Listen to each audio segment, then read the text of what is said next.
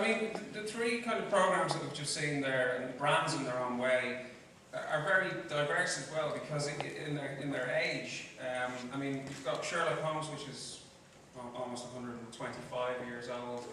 You've got Misfits, which is only 3 years old, really, isn't it? And then you have Doctor Who somewhere in the middle, which is about to celebrate its 50th anniversary. I mean, is it easier or harder when you've got a character that's so well known against, or you know, is it easier for you, Matt? For instance, if you've got something that's quite new. Hello. I think related to the previous question, when we first developed Misfits, we didn't think about social media, we didn't think about branding, we didn't think about transmedia, any of that. We just concentrated on getting the TV show right. So if you get the TV show right, if you have the good characters, good script, you know, it's funny enough and the production values are great, once you've got that product to a high standard, that's when the rest sort of follows a sort of snowball effect. So we had to get a TV show out, and the TV show is always a priority. You know, now we've got, you know, Misfits has come to its 4th series, so we've got the social media fans, we've got the Switch fans, and we do a lot of that. But we know the TV show is it's the heartbeat, the thing of Misfits that keeps it going. So I don't know if it is easier or harder, you know, to create that kind of buzz with a new show. It's just different, and I just think anything, and whenever you talk about transmedia and social media, you kind of have to tailor what you do to your show. So I don't think there's an easy answer. You basically just have to do what's best for your show and the world that you're creating. Harry, what do you think about, in terms of Sherlock being such an old brand, if you will, and such a well-known character, and having competing people in the, say, the movie world and the book world and all that? Well, I'd say for both Doctor Who and Sherlock, it's a mixed blessing. On the one hand, in this world where it's so hard to break through and it's quite hard for people to find new content because there's so much out there, you've got this brand, and again with Da Vinci, that people have heard of, so half your job, your marketing job, is done for you. Then the other half of it is people already have a preconception as to what to expect, and so therefore you've got a different task to try and show that you're giving a fresh take on it.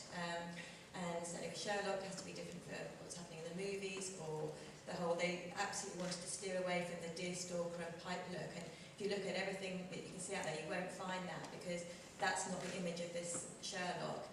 And we have to be very careful in all of the commercial things we do and the way that we extend it and our partners do, that we stay true to the brand. And it's similarly with Doctor Who, when it was relaunched, we didn't want to say, it's back, remember Doctor Who, remember the show that you used to watch as a kid, because people have certain memories, and we want to say, no, what was it that made it great? Let's recreate that, rather than just being quite lazy marketing and saying, it's back, and saying this is. So all the marketing in 2005 was, do you want to come on a trip of a lifetime with me and the Doctor? I'm going to take you to magical, amazing places. And actually what was great was that worked really well internationally, because the international audiences didn't know the show at all, and we were trying to market it to the UK audiences, the 8-year-old boy that might not have watched didn't watch Doctor Who 16 years ago. So the same marketing approach worked internationally as well. So it's a mixed bag. Sebastian, what do you think of Harriet's comments there? I mean, do you think they achieved that with Doctor Who when it came back into 2000? Yeah, I think, but I think some other things maybe came out of it as well. I think that that 8-year-old child probably, and this is a good thing for the BBC. They probably were aware of Doctor Who because their parents were big fans of Doctor Who, and probably their parents' parents as well, because it's, you know, this is next year's its 50th anniversary year. And yeah, because the show's just been around for so long, pretty much everyone's heard about it. What is interesting is with the international audiences, because you're right, there are people who haven't heard of it, and now they want to dip back into the classic series of what's called the classic series of Doctor Who, and they want to find out about that. So it's kind of it's been its best friend, or you know, it's done very well.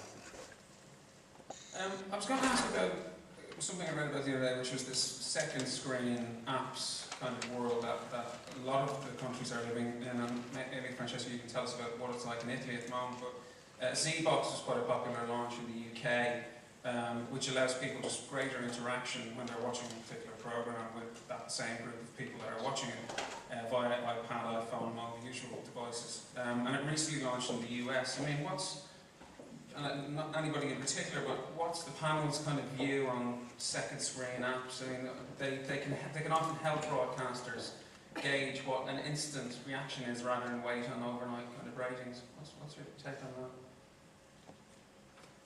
Francesco, yeah, we'll start Yeah, with it. we tested in May with a very funny program, and the program is called Sex Education Show.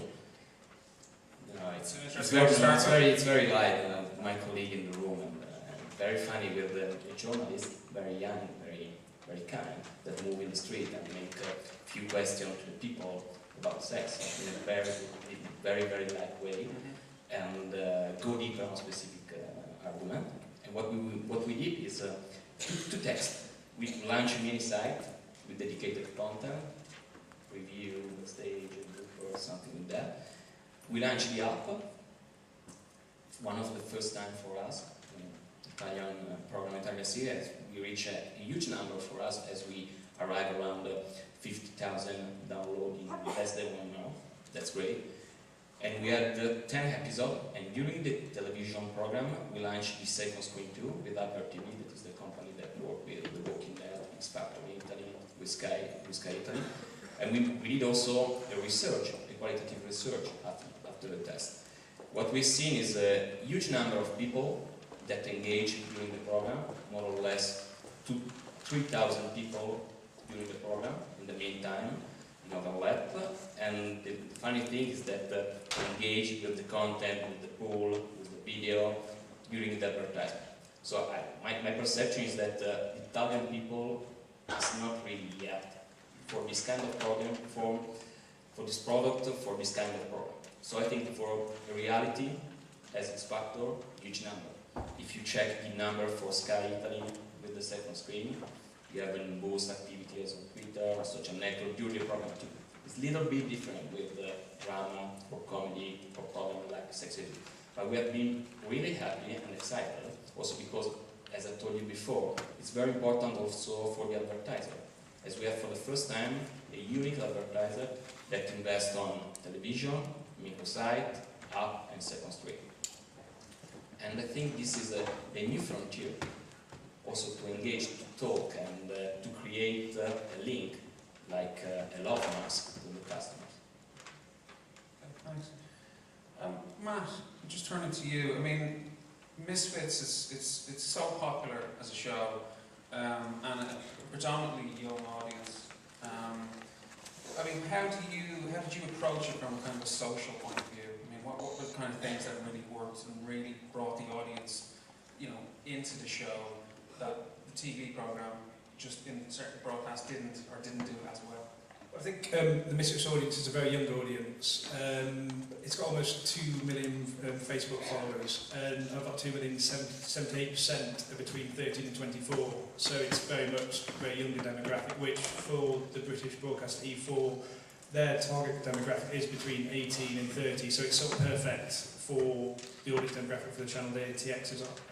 So I think with any kind of extra social media, transmedia, on Twitter content, it's all about the quality of the content. And we approach, as I mentioned before, we always get a TV show right, and we start to talk about what we can do online sort of halfway through the production of the TV series. Once we know everything's in place for that, then we sort of think, what can we do now? Because I think the worst thing, I think some of the mistakes that people make is that they look at the online stuff as a sort of bolt on that they can just add on at the end. We finished it, this is a finished show, now we've got a little bit of time, what can we do? As we try and incorporate, we start at an early stage and try and merge the development of the online stuff with the show and what's going to happen. So I think as ever it just comes down to the quality of the content, and that goes through writers, directors, production team, and also I think picking the right media for what you want to do. And a lot of the time we just go for the simplest, we just go for Twitter and Facebook because they've got the largest reach, and I think we've tried to do things, we've tried to be clever, do hidden codes and messages,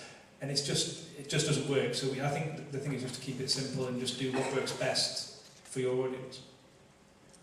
And just picking up on that, maybe we can talk to Sebastian about this. I mean, do you think that broadcasters sometimes try too hard to deliver too much beyond the TV? I know we're here today to talk about how they can better do it, but do you think sometimes they go a little bit OTT and actually they should just focus on getting Facebook right or a website right? I actually think, I'm not just saying it because they're here, but I think that the BBC have done just enough with Doctor Who, for example. I'm talking specifically about Doctor Who. I think that because it's a show that's only on for 13 weeks a year, okay, we've had a few less than 13 this year, but usually 13 weeks, you kind of need something to keep everything alive in the meantime throughout the rest of the year. And I think that's where, I mean, just picking back up on the second screen apps point, I think it's important for things like that as well, because it helps continue the story of it, and I think it's what just maintains that energy throughout the rest of the year. So yeah. What do you think? What do you think about that, Harry? What did we kind of? Can we be honest and say what did we get right? What did we not get so right? Yeah, exactly. That's what I was going to add to that. That we're all still learning, really. So we're trying lots of things, and as you say with Misfits, you take the learnings and then focus more on that. I think what we've learned, particularly on Doctor Who, is things that fans can then get involved in. So we've done a few things like shooting weeping angels that you might find around the world, or Paris Week cubes that you could print off. Things with user-generated content people respond really well to because they want to feel part of the show. So we found that that's worked really well. And other things we just try and don't do so much. And the other learning we've got is that things that, to your point, that carry on the narrative, they have to be really linked to the narrative. And just throwing out stuff because you can do it doesn't work. I don't think people particularly care. They just ignore it. So what's the point of spending your time and money doing it? Ultimately, if you did it all the time, it would be detrimental to the brand. But I think we get enough things right that we get balance about that.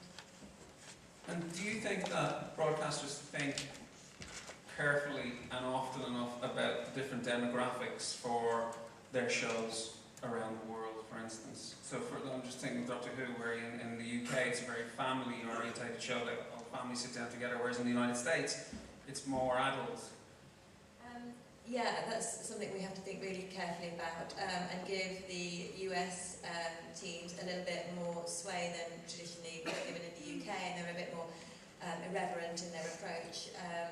And I think when I went to screening of Doctor Who for, I think it was the first Matt Smith one, I couldn't believe the audience profile was so different from the UK. And you can see the demographics, but it's not until you actually go and see up front you realise how different it is, and that was a real wake-up call for me. And young college students, quite a lot of women swooning over Matt Smith, but they were definitely much younger, sort of late teens, early 20s.